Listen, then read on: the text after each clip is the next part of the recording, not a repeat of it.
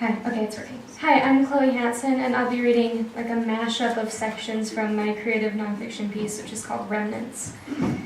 A body, if left to the whims of nature, would decompose completely in a matter of months. Ants would arrive first, feeding on eyelids, lips, and knuckles. Blue blowflies and carrion flies would lay eggs in orifices, up to 2,000 at a time. Insects would secrete enzymes that would dissolve the skin. Within a year, bacteria and moths would eat the corpse's hair. But the bones, without the influence of a predator or strong natural elements, can last 200 to 500 years, sometimes even longer.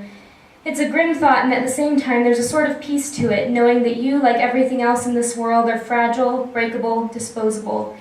You are no more or less than any creature that has ever lived or will ever live on Earth. Your body can be eroded, changed, and molded by wind and rain, extremes in temperatures, and the animal kingdom until it is unrecognizable.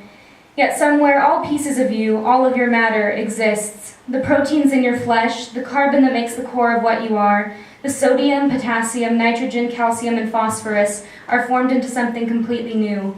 It's almost like being reborn. I know my family, however, will never give me a Tibetan sky funeral. In a Christian society, a traditional burial is seen as an act of compassion for the deceased, or at least that's what people say. Most of my family takes issue with my father's request to be cremated. Personally, though, I don't believe in an afterlife or spirits. I believe honoring the last wishes of the dead is much more compassionate than a burial, feet to the east in the preparation for the second coming of Christ. But to my family and to many others, it's the preservation of the body in its most recognizable state that's important. "How's your dad?" Taylor asked, his head in the fridge. He pulled out 4 bottles of Woodbridge wine, 3 the same yellow-white color, 1 deep burgundy. Taylor's dad had died of cancer, and my dad, it seemed, would follow suit. "I don't know, he doesn't talk to me," I half lied, because I knew that my dad wouldn't disclose much if I did call him, and also because I'd been refusing to contact him since the last time I was home. I wasn't sure if it was because I didn't want to know his prognosis or if it was easier to let him go early. "Well, how do you feel about the whole thing? I know you two aren't close," he said. I could tell he was picking his words carefully, but he needn't have bothered. "I don't know how I feel about the situation with my dad," I said by way of reply, setting the wine down. "Where's your corkscrew?" I'd told Taylor how my mom always made lists on yellow legal pads, chores, homework, and whatever else was on her mind. The list I'd found on her bed, forgotten, contained bulleted items like "why" and "she's so young." I told Taylor how she said, "I don't care what fantasies you have about her, it's over." I was 8 or 9 and I never forgave my dad for that moment. I had never heard my mom cry before that night, and except for a few tears in sad movies, I'd never witnessed her crying since. "I have a friend," Taylor said, "who was abused by her dad, I think sexually abused, and he got cancer and died, and she wore red to the funeral." He held out a bottle of Moscato to me. "Smell," he said. I leaned forward and inhaled the sweet, sharp smell, green and fresh like the skin of a grape under the sun. "We'll let it breathe for a moment," he said. He set the wine down on the counter. "As long as you don't want to wear red to your dad's funeral, I think it's okay that you're so conflicted. You guys don't have the best relationship in the world." He took a sip of his wine. "I don't think my dad would be proud of the person I am now. I know that sounds like a line from a movie, but by the time he was my age, he'd already worked for NASA, and here I am trying to get my degree, and I'm not even that good at anatomy and physiology. I'm not that good at anything." He pushed his grown-out hair out of his eyes. "I don't keep him alive. Do you understand what I mean by that?" I shrugged my shoulders. "I don't think you're supposed to keep him alive, you're just supposed to remember him." "It's the same thing," he said. The next morning, I got my keys, pulled on my dress, and found my shoes by the door before Taylor had time to wake up. I walked out of his apartment into the new snow. I hadn't realized how cold it was the night before. The snow blew in the morning wind from the canyon, stinging my face, and I thought about my dad.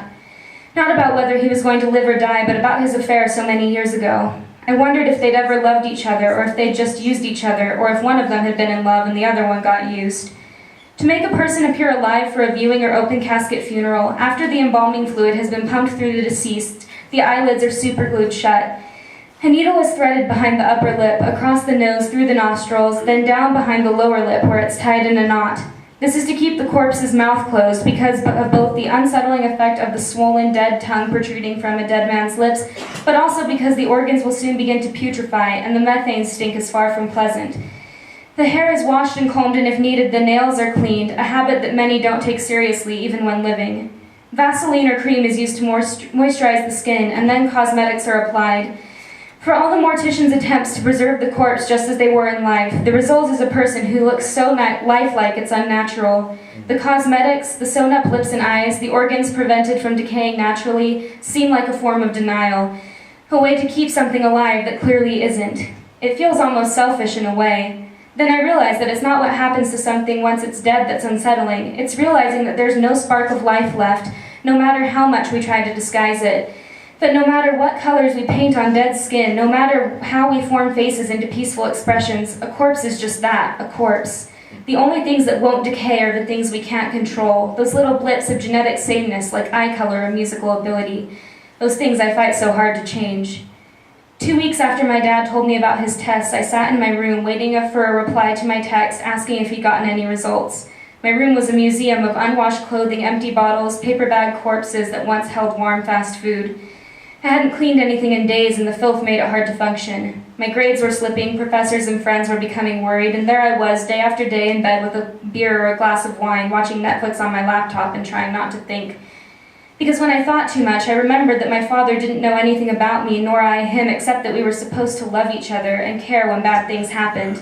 And I felt worse because I wasn't sure I cared. I wasn't sure I wanted to try to care. I wasn't sure I wanted words like cancer and biopsy and malignant to mean something to me. So instead, I'd sought comfort in alcohol, in sleep, in nights with Taylor that occurred only on his terms and ended with me fumbling for my car keys, trying to leave before he woke up. And all I could think was that I'm just like my father, impulsive, making decisions I know will hurt me. I thought about what Taylor said, that remembering someone and keeping them alive are the same thing, and I had to wonder if this was how I kept my dad alive, in drinking and sleeping around and never having complete loyalty to anyone. I hated those things about myself, and it made me hate him more. I'd pick up my guitar, play a couple of chords, and put it back down. I couldn't make music anymore without thinking of my dad. I knew he had given me positive characteristics. I knew that when he died, the pieces of him that he left behind, the parts of him in me, were not completely bad, but the things I gravitated to, the things I did not have to preserve but did, those were the horrors. So when I got the text back that said the tumor was benign, I didn't feel happy or relieved. I didn't feel disappointed. I felt like I was in a nowhere place, cold and quiet and still.